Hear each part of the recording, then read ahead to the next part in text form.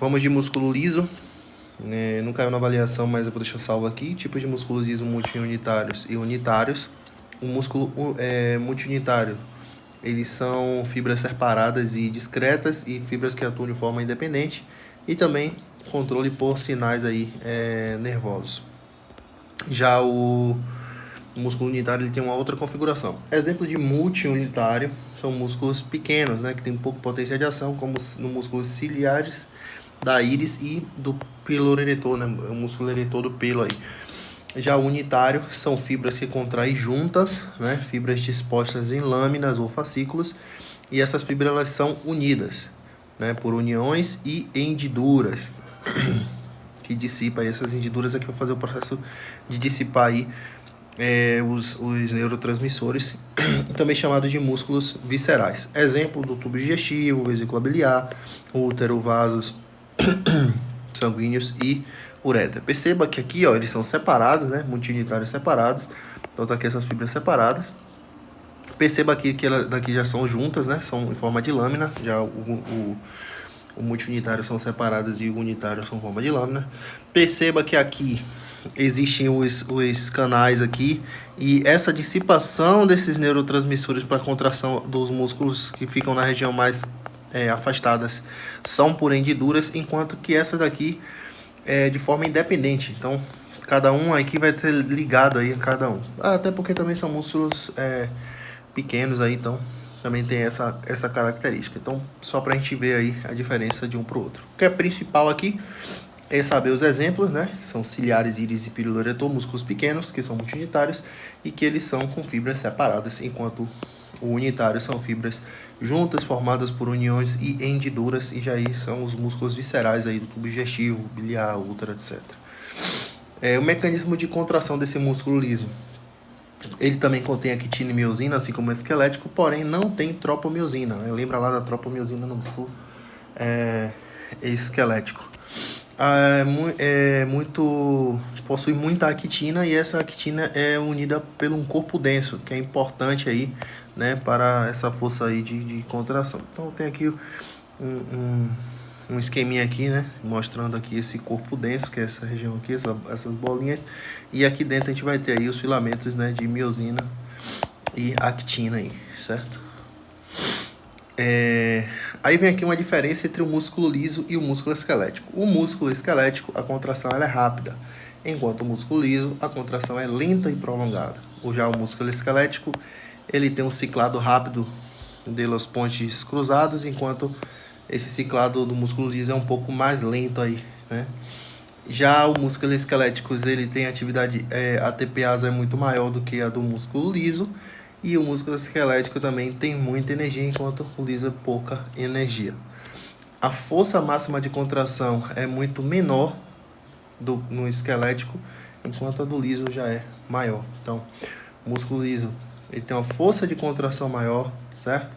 Ele tem uma contração mais lenta e mais prolongada, gasta pouca energia, e a atividade ATPase, óbvio, é pouco menor. Isso aqui de ciclado aqui não é tão relevante não. Com relação aí à regulação de contração, ela é mediada pelo cálcio, lembrando que o esquelético também é mediado pelo cálcio. Onde é que vem esses cálcios? Esses cálcios vêm de lá, ó, do meio extracelular ou do retículo liso, pode vir dos dois, né? Lembrando que esse retículo liso ele tem uma reservazinha de cálcio, mas a maioria vem no meio extracelular. Então esses cálcios são ativados por voltagem, que vem desse potencial de ação, certo? E esse cálcio aí vai unir a calmodulina. Lembra que o cálcio se unia no esquelético a troponina C? Já aqui é a calmodulina. Então esses íons de cálcio vai fazer isso aí, via estimulação aí nervosa. Quem é que vai estimular esse cálcio aí? Pode ser aí uma estimulação nervosa, hormonal, certo? Uma distensão da própria fibra, e também mudanças de ambiente químico aí pode também gerar essa ativação desse cálcio. Só mostrando aqui antes de explicar essa parte, perceba que aqui, ó, existe um retículo liso, que é uma reserva de cálcio, que está dentro da célula muscular, porém a maior parte vem no meio extracelular, certo? Então, Por exemplo, vamos supor que esse hormônio aqui, ó, ativou essa liberação desses canais de cálcio.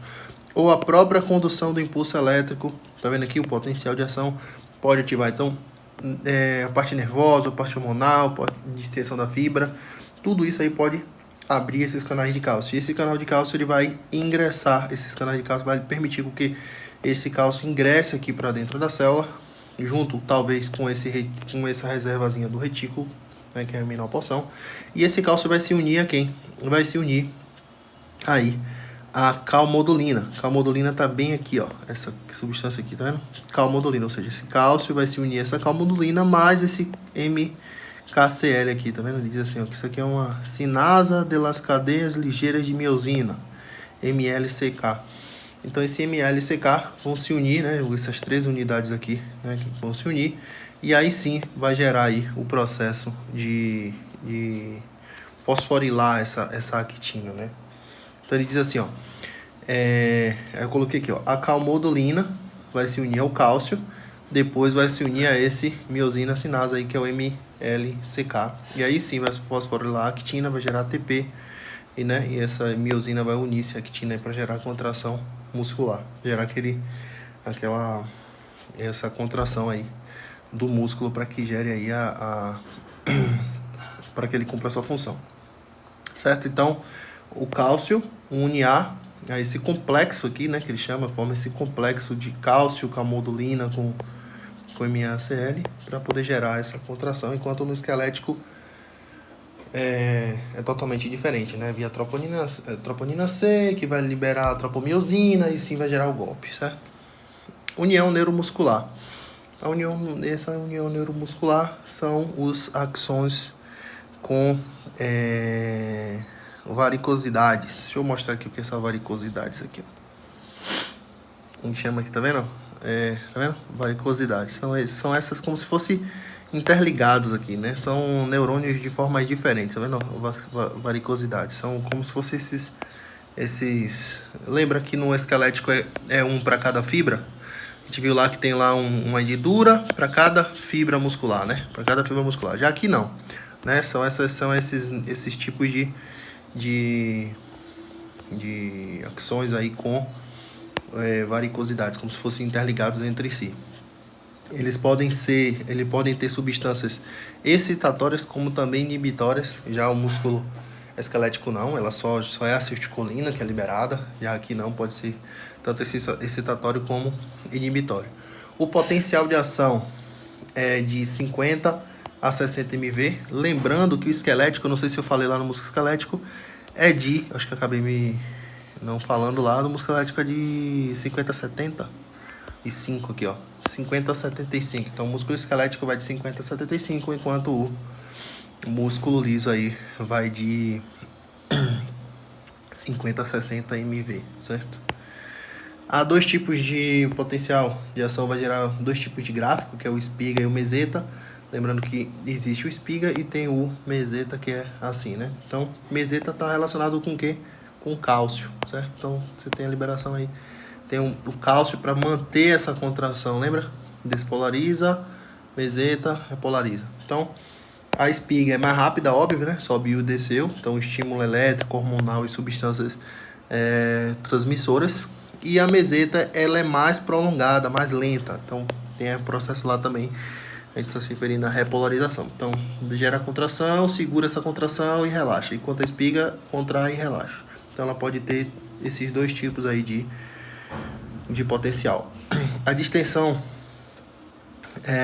gera um potencial de ação e essa distensão é o oposto da contração, ou seja, esse potencial de ação é automático. Existe isso no músculo liso também, ele diz assim, que quando ele se contraiu, quando ele se relaxa, né, quando ele se distende, que é o oposto da contração, ele gera um novo potencial. Por isso que aqui em cima ele fala, ó, que isso aqui também, ó, quais são os estímulos? Nervoso, hormonal, distensão da fibra, ou seja, isso aqui pode gerar também um novo potencial de ação, o fato desse retorno aí, por isso que ele funciona de forma também involuntária aí, né?